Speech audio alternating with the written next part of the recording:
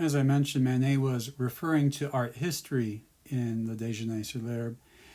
In fact, he's directly quoting from art history. At the top, you see a print by Marc-Antonio Raymond about the Judgment of Paris. You see a close-up in the upper right-hand quadrant, and in that close-up, you see that he took the positioning of the figures that he used in Le Déjeuner sur l'herbe straight from that print. He's also referring in Le Déjeuner sur l'herbe to a couple other images, at least a couple other images, there might be more. In the lower right-hand side, we see a painting, The Pastoral Concert by Titian. It was originally attributed to Giorgione. As well as on the lower left-hand side, a painting done in 1512 by Raphael. So the paintings on the bottom are connected to Manet's work because they also have this theme of clothed men and nude women. And then, of course, the print is connected to Manet's work because the poses in that print were taken directly by Manet for his Le Déjeuner sur l'herbe. One measure of the importance of an artwork is the extent to which it has been used by other artists or referred to by other artists or inspired other artists. We can also look at its manifestations in pop culture. Notice in this photographic restaging of Le Déjeuner that the photographer did not include two different horizon lines as we see in the original, meaning that the photographer is not only reinterpreting the figures in the original composition, the photographer is also reinterpreting the space of the original composition.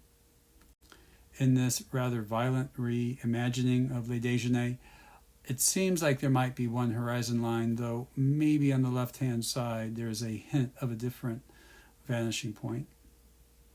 Here we have a takeoff of Le Déjeuner from Futurama. And again, it seems like there might be one horizon line, so it's not clear if Manet's unique use of space is being recreated in this image. It doesn't look like it is. We don't see the bird. We don't see the frog.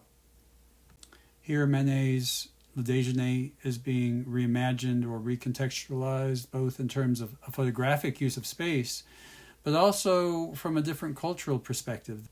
This is Renee Cox's 2001 Cousins at Pussy Pond.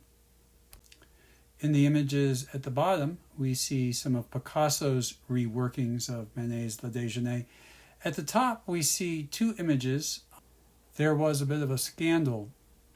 The 80s musical group Bow Wow Wow came out with an album called I Want Candy, and they recreated Manet's Le Déjeuner, so they're on the cover. The problem was that the nude model was underage. She was still a teenager. And this album was coming out nationally. It started in Britain, in the UK.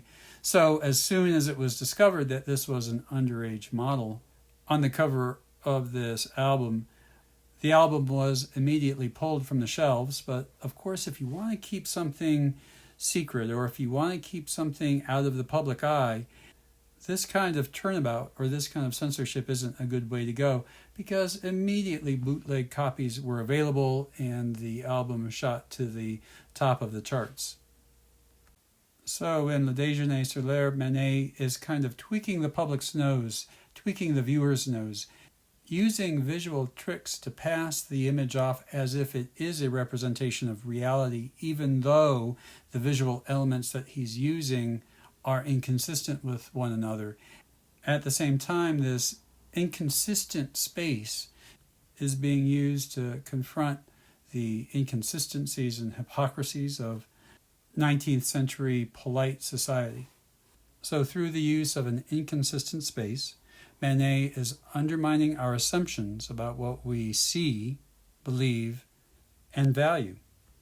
So I've gone rather deep and rather detailed in laying a foundation to understand some basic concepts of space in Western art, and soon we're going to look at the really vast array of different spatial systems used by contemporary artists and artists of the recent past. And we'll go quite fast through these artists. But before we do, I want to continue building a foundation of understanding how we got where we currently are by looking at one more artist. This particular artist is seminal in the sense of his influence on artists and thinking about art for the last 100 years or so, and also because it was such a radical break with past artistic conventions and past artistic standards. And in a sense, it announced something new, a new concept of space, a new arena for artistic expression. The artist, of course, that I'm talking about is Pablo Picasso. Here we see an early work of his.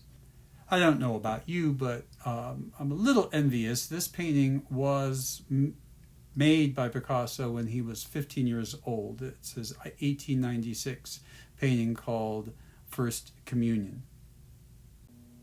Picasso was from the southern part of Spain, the region known as Andalusia. And maybe you've heard of the phrase Andalusian eyes. Here we see Picasso in 1904. He was very proud of his eyes. He almost used them as a seductive tool.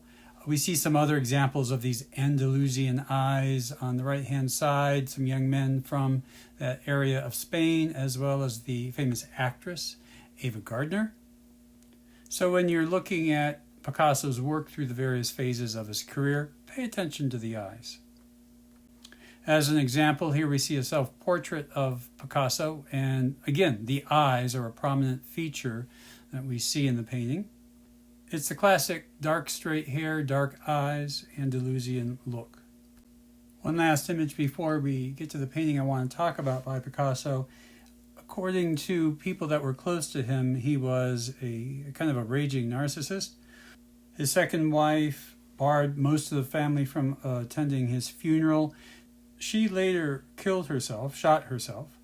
Pablito, Picasso's grandson, drank a bottle of bleach and died. Paulo, Picasso's son, died of a deadly alcoholism born of depression. Marie-Thérèse, Picasso's young lover, after his first wife, later hung herself. So he seemed to leave a path of ruined lives in his wake. In fact, his treatment of women, I think, can be fairly described as abominable. Once he said, women are machines for suffering. He also said, for me, there are only two kinds of women, goddesses and doormats. His granddaughter, Marina, said that he submitted women to his animal sexuality, tamed them, bewitched them, ingested them, and crushed them into his canvas. After he had spent many nights extracting their essence, she said, once they were bled dry, he would dispose of them.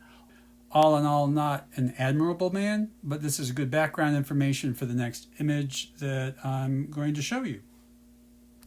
And here's the work that I want to talk about, Les Demoiselles d'Avignon, the Ladies of d'Avignon by Pablo Picasso. It was painted in 1907. Some have described it as the beginning of modern art. That might depend on your particular take on art history, but there's no denying that it's an extraordinarily influential painting. It's a painting that flouted convention, that broke with the past, and established a new paradigm or model of art. It's bold, daring, aggressive even. It was painted in Picasso's studio in the Bateau Lavoir area of Montmartre in Paris. He made hundreds and hundreds of preparatory sketches for the painting and reworked the painting several times. It was hot that summer.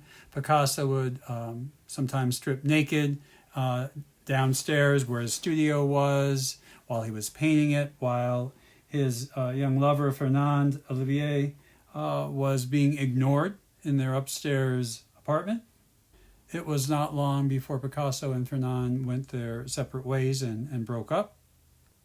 When he showed the painting in 1907 to a circle of friends, there were mixed reactions. Some people were horrified. André Derain, the painter, said that one day we shall find Picasso hanging from the ceiling behind this great canvas. Picasso did not name it Les Demoiselles d'Avignon. That was a title given to it when it was first publicly exhibited almost 10 years later in 1916 by the art critic André Salomon. Picasso referred to it simply as the brothel, and it was Salomon that gave it the name Les Demoiselles d'Avignon.